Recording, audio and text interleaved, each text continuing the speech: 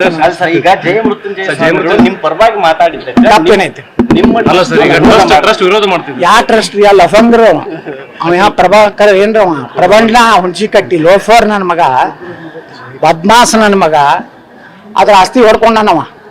ಆ ಟ್ರಸ್ಟ್ನಾಗ ಯಾರ್ಯಾರ ಡೈರೆಕ್ಟರ್ ತೆಗೀರಿ, ಅವ್ರ ಫ್ಯಾಮಿಲಿ ಮಾಡ್ಕೊಂಡನ್ರಿ. ಒಂದು ಮಠದ ಆಸ್ತಿ, ಒಂದು ದೇವಸ್ಥಾನ ಆಸ್ತಿ ಯಾರು ತಿನ್ಬಾರ್ದು. ಒಂದು ವೇಳೆ ಅದು ತಿಂದವ್ರ ಮನಿ ಎಲ್ಲ ನಟ್ಟವಂಶ. ಈಗ ನಮ್ಮ ಬಿಜಾಪುರ ಒಂದು 3-4 ಫ್ಯಾಮಿಲಿಗಳು ಬಡ್ಡಿ ಸಹಿತ ಹೋಗೈತಿ. ಯಾಕ? ನೀವು ಮಠದ ಆಸ್ತಿ ಬಂಗಾರ ಹೊಡೆದಿದ್ರಿ, ನೀವು ಮಠದ ಜಾಗ ಹೊಡೆದಿದ್ರಿ. ಈ ಕೂಡಲ ಸಂಗಮ ಸ್ವಾಮಿಗಳ ಏನು ಕೂಡಲ ಸಂಗಮದಲ್ಲಿ ಆಸ್ತಿ ಇದೆ, ಅದ್ ಪ್ರಮಾಣ ಹುಂಚಿಗಟ್ಟಿ ತನ್ನ ಫ್ಯಾಮಿಲಿ ಟ್ರಸ್ಟ್ ಮಾಡ್ಕೊಂಡಾನೆ. ಇದನ್ನ ಹೈಲೈಟ್ ಮಾಡ್ರಿ ಮಾಧ್ಯಮದವ್ರು. ಕೇಳ್ರಿ ಅವನಿಗೆ ಯಾರು ವ್ಯಕ್ತಿ ಪರ, ಅವ್ರು ಎಲ್ಲರ ಪರ ಮಾಡ್ಯಾರ. ಲಕ್ಷ್ಮೀ ಹೆಬ್ಬಾಳ್ಕರ್ ಪರವಾಗಿ ಮಾಡಲ್ಲ, ವಿನಯ್ ಕುಲಕರ್ಣಿ ಪರವಾಗಿ ಮಾಡಲ್ಲ. ಅಲ್ಲಿಂದ ಯಾರು ಎಲ್ಲೋ ಮಾಡಲ್ಲ, ನಾವು ಅವನ ಹೆಂಡತಿಗೆ ಟಿಕೆಟ್ ಕರ್ಕೊಂಡು ಹೋಗ್ಯಾರ, ಇಲ್ಲಿ ಕಾಲ ಹಿಡಿದು. ಹಾ ಹೆಸರು ಅದಕ್ಕೆ ನೋಡ್ರಿ, ಚಲೋ ಮಂದಿದ ಹೆಸರು ತಗೋಬೇಕತ್ ಮಠದಾಗ ನಿಟ್ಟಿ. ನೀವು ದುಷ್ಟರ ಹೆಸರು ತಗೋಬೇಕಾದ್ರೆ ಹೊರಗೆ ನಡ್ರಿ ಹೇಳ್ತೀನಿ, ರಾವಣ ದುರ್ಯೋಧನ ಯಾರದ.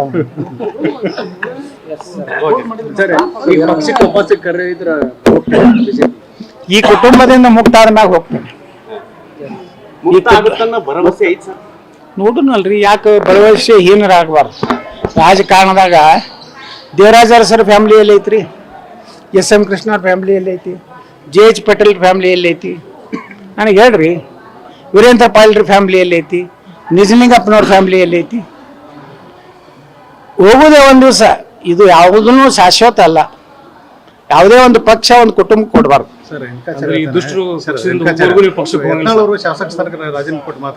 ಮೊದಲು ವಿಜೇಂದ್ರ ರಾಜೀನಾಮೆ ಕೊಡತ್ತೇಳ್ರಿ. ಯಾಕಂದ್ರೆ DK ಶಿವಕುಮಾರ್ ಹೇಳ್ಯಾನ, ನಮ್ಮ ಭಿಕ್ಷೆಯಿಂದ ನೀವು ಹಾಗೆ ಹೇಳ್ಯಾರಿಲ್ಲ, ನೀವು ಮಾಧ್ಯಮದವ್ರು ಹೇಳ್ರಿ ಏನಂತ ಹೇಳ್ಯಾರಿ. ನಮ್ಮ ಭಿಕ್ಷೆಯಿಂದ ನೀ MLA ಆಗ್ಯಪ್ಪ, ವಿಧಾನಸಭಾ ಕಟ್ಟಿ ಹತ್ತಿದ್ದೆ, ನಾವು ಏನಾರ ನಾಗರಾಜಗೌಡ ಕೊಟ್ಟಿದ್ರೆ ನೀನು 30,000 ಲಗ ಹೊಡಿತಿದ್ದೆ ಅಂತ ಹೇಳಿದ್ದ. ಮೊದಲು ವಿಜೇಂದ್ರ ರಾಜೀನಾಮೆ ಕೊಡ್ಲಿ, ನಾನು ರಾಜೀನಾಮೆ ಕೊಡ್ತೀನಿ, ಇಬ್ರು ಇಲೆಕ್ಷನ್ ಮಾಡೋಣ. ದಮ್ಬಿದೆಯಾ ವಿಜೇಂದ್ರ? ಇಂಥ ಹಂದಿಗಳಿಂದ ಯಾಕೆ ಮಾತಾಡಿಸ್ತೀವಿ ವಿಜೇಂದ್ರ? ತಾವೊಬ್ಬ ಸ್ವಾಮಿಯಾಗಿ SC ಸರ್ಟಿಫಿಕೇಟ್ ಕೂಡ ನಾಚಿಕೆ ಆಗೋದಿಲ್ಲ ವಿಜೇಂದ್ರ. ನಿನ್ನ ಶಿಕ್ಷಣಿಗೆ ನಿನಗೆ ದಮ್ಮಿದ್ರೆ ನೀನು ನನಗೆ ನೇರವಾಗಿ ಮಾತಾಡ. ನಾನು ರಾಜೀನಾಮೆ ಕೇಳ್ತಿಲ್ಲ, ನೀ ರಾಜೀನಾಮೆ ಕೊಡು. ಶಿಕಾರಿಪುರಕ್ಕೆ ನೀ ಕೊಡು, ವಿಜಾಪುರಕ್ಕೆ ನಾ ಬರೀ ಭಗವ ಜಂಡ ಮ್ಯಾಗ ನಾ ಆರಿಸಿ ಬರ್ತೇನೆ. ಮುಸಲ್ರ ಓಟೇ ಬೇಡ ಅಂತ ಹೇಳಿ ನಾ ಸಾಬರ ಓಟ ನನಗೆ ಬೇಕೇನೆ.